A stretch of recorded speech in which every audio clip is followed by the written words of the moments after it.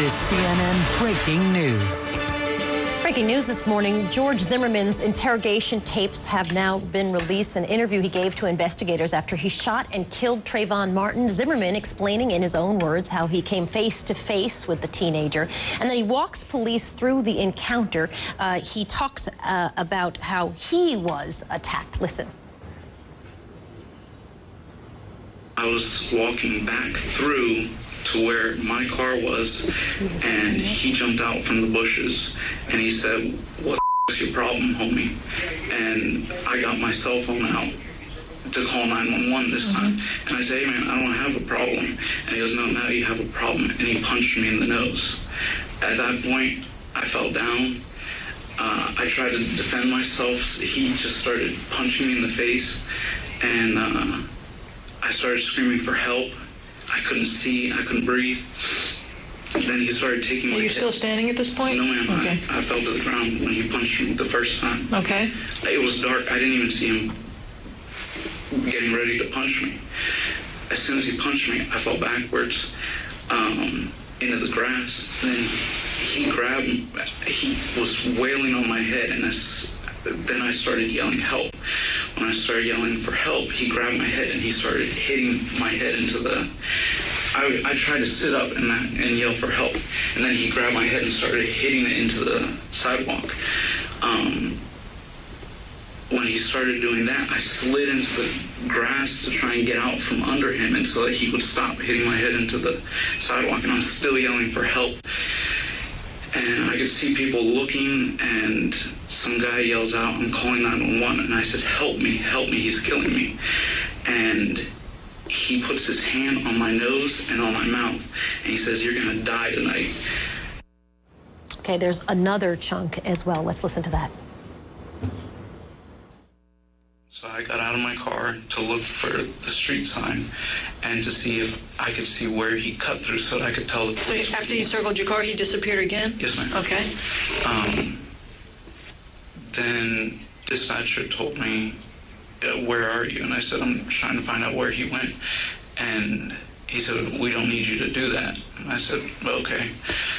He said, "We already have a police officer en route." And I said, "All right." And I had gone through the dog walk where I normally walk my dog, and walked back through to my street, the street that loops around.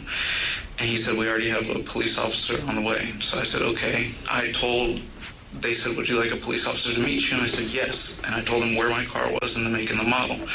So I was walking back through to where my car was, and he jumped out from the bushes, and he said, "What the is your problem, homie?"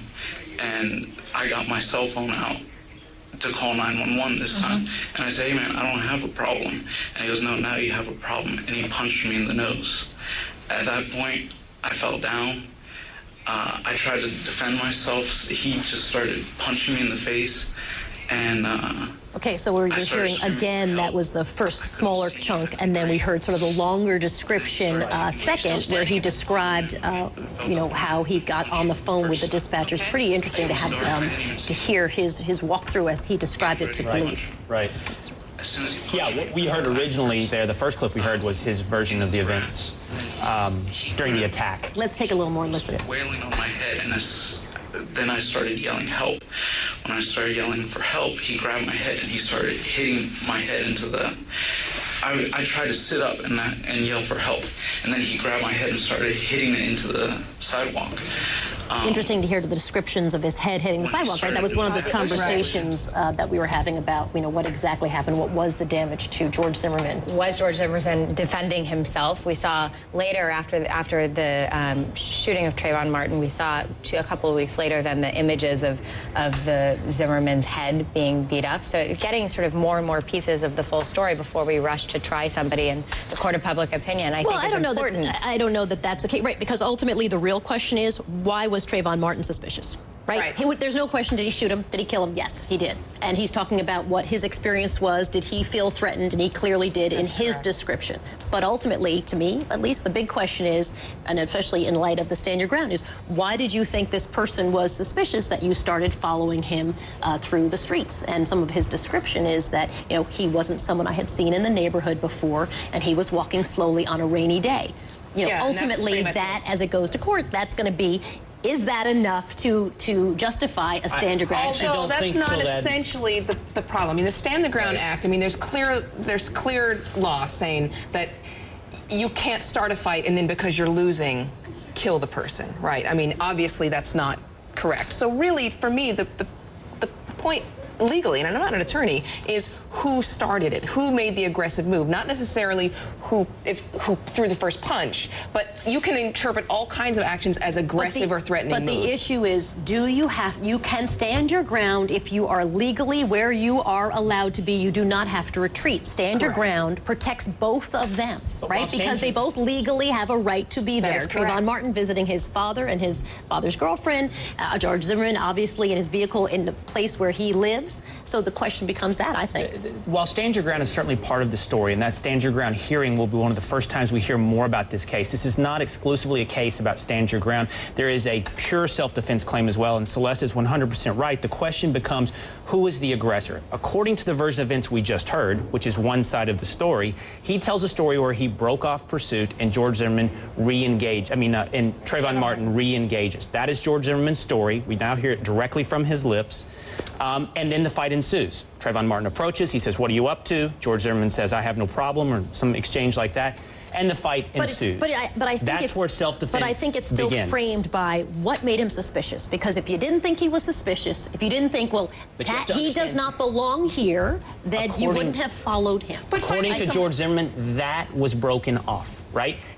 George Zimmerman's claim is, while he may have found him suspicious for some other reason, when the dispatcher said, "Don't follow him," he stopped and went back to his car. But Trayvon Martin, according again to what he's saying, felt someone was following him by what we know now from the girlfriend has said, right? So he also feels potentially self-defense. Let's clarify the issue here. I want to be clear. What I'm trying to do is clarify the issue. This is where the debate lies. There's a whole court trying to do the exact same thing. I think there's one more soundbite that describes the actual shooting. Let's listen to that. I think when I shot him, it might have pushed him back. But I remember I didn't know what he was hitting. It felt like he was hitting me with bricks. So I remember once I shot him, I holstered my firearm and I got on top of him and I held his hands down because he was still talking. And I said, "Stay down, don't move." And then somebody comes out and I couldn't see. There was a flashlight in my head, so I asked if it was a police officer. And he said no, it was a witness, but he was calling the police. And I said, "The police are on their way. They should be here already," because I had called. And he's like, "I'm calling the police." And I said, "I don't need you to call the police. I need you to help me with this guy." And then an officer shows up. Again, he had the flashlight, so I couldn't see him. And he asked me, "Who shot this guy?" And I said, "I did." And I immediately put my hands on top of my head and I told the police officer where my firearm was. Okay. And then he handcuffed me and took my firearm. Okay, after you shot him, he said, "You got me?" Yeah. Okay. And then when you got on top of him, did he say anything else? He said, "Ow, ow." So you've been listening to the George Zimmerman interrogation tapes. Really fascinating, of course, as you point out, Will. One side of the story is George Zimmerman describes exactly what happened from his perspective on that night, walking through the conversation with the dispatch all the way to the shooting death of Trayvon Martin, who then he describes as jumping on him and holding his hands down. There'll be one more moment in that audio that'll be interesting to hear. We heard George Zimmerman describe the fight and his yelling for help, according to him, and we heard when he shot him, but we didn't hear that moment where he pulls out the gun. What prompted that moment? How did you handle the gun? That'll be very interesting and important as well. Absolutely, fascinating, I think.